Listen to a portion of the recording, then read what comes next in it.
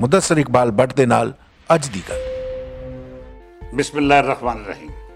ਸੱਜਣੋਂ ਤੇ ਮਿੱਤਰੋ, ਅੱਜ ਦੀ ਗੱਲ ਵਿੱਚ ਅਸੀਂ ਇੱਕ ਅਜਿਹੇ ਮਾਮਲੇ ਨੂੰ ਜ਼ੇਰੇ ਬਾਸ ਲਿਆ ਰਹੇ ਹਾਂ ਜਿਹਨੇ ਕਮ ਅਜ਼ ਕਮ ਮੇਰੇ ਸਾਹਮਣੇ ਬਹੁਤ ਸਾਰੇ ਲੋਕਾਂ ਨੂੰ ਨੰਗਿਆਂ ਕਰ ਦਿੱਤਾ ਹੈ। ਮੈਂ ਹੈਰਾਨ ਹਾਂ ਕਿ ਲੋਕੀ ਜ਼ਰੂਰਤਾਂ ਲਈ ਕਿੰਝ ਝੋਲੀ ਅੱਡ ਕੇ ਕਿਸੇ ਦੇ ਦਰ ਤੇ ਖਲੋਤੇ ਮਰਾਸੀਆਂ ਵਾਂਗੂ ਸਦਾਵਾਂ ਲਾਉਂਦੇ ਰਹਿੰਦੇ ਨੇ, ਔਰ ਜਿੰਨੀ ਦੇਰ ਤੱਕ ਉਹ ਦਰ ਹੱਸਦਾ ਵਸਦਾ ਰਹੇ ਤੇ ਕਾਸਾ ਲੈਸਾਂ ਦੀਆਂ ਜ਼ਰੂਰਤਾਂ ਪੂਰੀਆਂ ਕਰਦਾ ਰਹੇ, ਇਹ ਸਿਲਸਿਲਾ ਇੰਝ ਹੀ ਚੱਲਦਾ ਰਹਿੰਦਾ ਹੈ। ਮਰਾਸੀ ਡੇਰੇ ਵਸਦੇ ਰਹਿਣ ਤੇ ਭਾਗ ਲੱਗੇ ਰਹਿਣ ਦੀਆਂ ਆਵਾਜ਼ਾਂ ਲਾਉਂਦੇ ਰਹਿੰਦੇ ਨੇ ਤੇ ਆਪਣੀਆਂ ਝੋਲੀਆਂ ਭਰਦੇ ਰਹਿੰਦੇ ਨੇ। ਤੇ ਜਦੋਂ ਹਾਲਾਤ ਜ਼ਰਾ ਵੀ ਪਲਟਾ ਖਾਣ ਤੇ ਉਹੀ ਮਰਾਸੀ ਤੋਤੇ ਵਾਂਗੂ ਇੰਝ ਅੱਖਾਂ ਫੇਰ ਲੈਂਦੇ ਨੇ ਜਿਵੇਂ ਕਦੀ ਕੋਈ ਜਾਣ ਪਛਾਣ ਹੀ ਨਹੀਂ।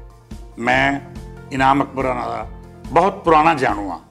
ਉਹ ਇੱਕ ਕਾਬਲ ਪਿਓ ਦਾ ਪੁੱਤਰ ਹੈ, ਪਰ ਉਸ ਤਰੱਕੀ ਦੀਆਂ ਮੰਜ਼ਲਾਂ ਆਪਣੇ ਬਾਪ ਦੇ ਨਾਂ ਨੂੰ ਪੌੜੀ ਬਣਾ ਕੇ ਤੈਅ ਨਹੀਂ ਕੀਤੀਆਂ, ਬਲਕਿ ਖੁਦਾ ਦਾ ਸਲਾਹੀਤਾ ਨਾਲ ਆਪਣੀ ਕੰਪਨੀ ਮਿਡਾਸ ਪ੍ਰਾਈਵੇਟ ਲਿਮਟਿਡ ਨੂੰ ਪਾਕਿਸਤਾਨ ਦੀ ਸਭ ਤੋਂ ਵੱਡੀ ਇਸ਼ਤਿਹਾਰੀ ਏਜੰਸੀ ਬਣਾਇਆ। ਇਨਾਮ ਅਕਬਰ ਚੂੰਕਿ ਐਡਵਰਟਾਈਜ਼ਿੰਗ ਦੀ ਸਾਇੰਸ ਨੂੰ ਚੰਗੀ ਤਰ੍ਹਾਂ ਜਾਣਦਾ ਹੈ, ਇਸ ਕਰਕੇ ਉਸ ਹਮੇਸ਼ਾ ਆਪਣੇ ਕਲਾਇੰਟ ਦੀ ਤਸੱਲੀ ਤਸ਼ੱਫੀ ਕੀਤੀ, ਔਰ ਐਸੀ ਸੂਰਤ-ਹਾਲ ਵਿੱਚ ਉਹਦੇ ਕਲਾਇੰਟ ਦੇ ਮੁਖਾਲਫਾਂ ਨੂੰ ਯਕੀਨੀ ਤੌਰ ਤੇ ਤਕਲੀਫ ਵੀ ਸੀ ਤੇ ਮੁਖਾਸਮਤ ਵੀ।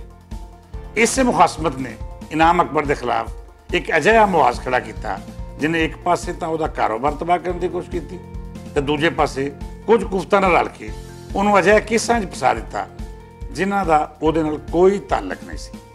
ਯਾਨੀ ਕਸੂਰਵਾਰ ਤੇ ਉਹਦਾ ਕਲਾਇੰਟ ਸੀ, ਪਰ ਇਨਾਮ ਅਕਬਰ ਨੂੰ ਸਿਰਫ ਸਰਵਿਸਿਜ਼ ਮੁਹੱਈਆ ਕਰਨ ਤੇ ਸ਼ਰੀਕ ਮੁਲਜ਼ਮ ਠਹਿਰਾਉਣ ਦੀ ਸਾਜ਼ਿਸ਼ ਕਰ ਦਿੱਤੀ। ਬਦਕਿਸਮਤੀ ਨਾਲ ਜਦੋਂ ਇਨਾਮ ਅਕਬਰ ਇਹਨਾਂ ਮੁਸੀਬਤਾਂ ਦਾ ਸ਼ਿਕਾਰ ਹੋਇਆ ਤੇ ਉਹ ਲੋਕ ਜਿਹੜੇ ਮਰਾਸੀਆਂ ਵਾਂਗੂ ਉਹਦੇ ਦਰ ਤੇ ਖਲੋਤੇ ਕਸੀਦੇ ਪੜ੍ਹਦੇ ਸਨ, ਉਹ ਦੂਰ ਖਲੋਤੇ ਉਹਦੇ ਉੱਤੇ ਕੁੱਤਿਆਂ ਵਾਂਗੂ ਭੌਂਕਣ ਲੱਗ ਪਏ।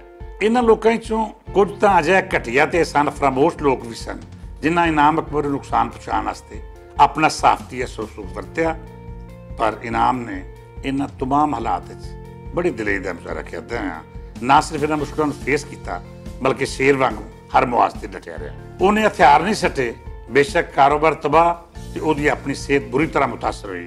ਉਹ ਅੱਜ ਵੀ ਆਪਣੇ ਅਮਲ ਤੇ ਕਾਇਮ ਹੈ ਤੇ ਜੇਲ੍ਹ 'ਚ ਬੈਠਾ ਇਹੋ ਸੋਚ ਰਿਹਾ ਹੈ ਕਿ ਉਹਨੇ ਇਹਨਾਂ ਸਾਜ਼ਿਸ਼ਾਂ ਤੋਂ ਜਾਨ ਛੁਡਾ ਕੇ ਕਾਰੋਬਾਰ ਨੂੰ ਨਵੇਂ ਸਿਰੋਂ ਕਿਵੇਂ ਖੜਾ ਕਰਨਾ ਹੈ।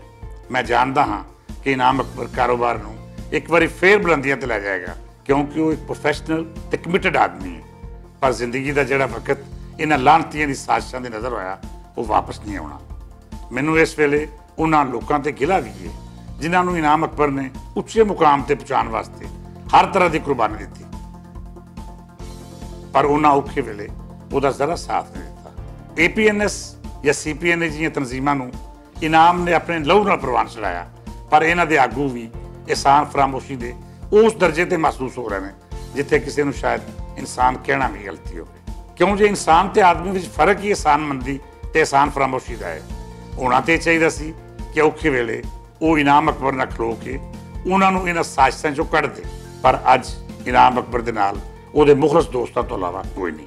ਮੈਂ ਸਮਝਦਾ ਵਾਂ ਕਿ ਕੁਦਰਤ ਦੀ ਇਹ ਵੀ ਉੱਤੇ ਵੱਡੀ ਕਰਮਨਵਾਜ਼ੀ ਹੈ ਕਿ ਰੱਬ ਨੇ ਉਹਨੂੰ ਔਖੇ ਵੇਲੇ ਆਪਣੇ ਭਰਾ ਦੀ ਪਛਾਣ ਕਰਾ ਦਿੱਤੀ ਹੈ ਤੇ ਉਹ ਹਰਾਮਖੋਰ ਉਹ ਤੋਂ ਆਪਣੇ ਆਪ ਹੀ ਫਾਸਲਾ ਇਖਤਿਆਰ ਕਰ ਗਏ ਨੇ ਜਿਨ੍ਹਾਂ ਦਾ ਇਨਾਮ ਨਾਲ ਤਾਲੁਕ ਸਿਰਫ ਮੁਫਾਦਾਤ ਤੇ ਜ਼ਰੂਰਤਾਂ ਦਾ ਸੀ। ਮੈਂ ਦੁਆਗੋ ਹਾਂ ਕਿ ਅੱਲਾ ਇਨਾਮ ਅਕਬਰ ਨੂੰ ਇਸਤਕਾਮਤ ਦੇਵੇ ਤੇ ਜਲਦ ਅਜ਼ ਜਲਦ ਉਹਨੂੰ ਇਹਨਾਂ ਮੁਸੀਬਤਾਂ ਤੋਂ ਬਚਾਏ ਜਿਹੜੀਆਂ ਉਹਦੇ ਗੱਲ ਨਾ ਕਰਦਾ ਗੁਨਾਹਾਂ ਦੀ ਸੂਰਤ ਵਿੱਚ ਪੈ ਗਈਆਂ ਨੇ। ਉਹ ਦਲੇਰ ਆਦਮੀ ਹੈ, ਯਕੀਨਨ ਹਾਲਾਤ ਦਾ ਸਾਹਮਣਾ ਦਲੇਰੀ ਨਾਲ ਹੀ ਕਰੇਗਾ, ਪਰ ਉਹਨੂੰ ਬਕੌਲ ਮੀਆਂ ਮੁਹੰਮਦ ਬਖਸ਼ ਇਹ ਗੱਲ ਸਮਝਣੀ ਚਾਹੀਦੀ ਹੈ ਕਿ ਨੀਚਾਂ ਦੀ ਅਸ਼ਨਾਈ ਕੋਲੋਂ ਫੈਜ਼ ਕਿਸੇ ਨਹੀਂ ਪਾਇਆ, ਕਿੱਕਰ ਤੇ ਅੰਗੂਰ ਚੜਾਇਆ, ਹਰ ਗੁੱਛਾ ਜ਼ਰਮਾਇਆ। ਤਾਂ ਸੱਜਣੋਂ, ਇਹ ਸੀ ਅੱਜ ਦੀ ਗੱਲ। ਜਿਉਂਦੇ ਵਸਦੇ ਰਹੋ, ਰੱਬ ਰੱਖਾ। ਮੁਦੱਸਰ ਇਕਬਾਲ ਬੱਟ ਦੇ ਨਾਲ ਅੱਜ ਦੀ ਗੱਲ।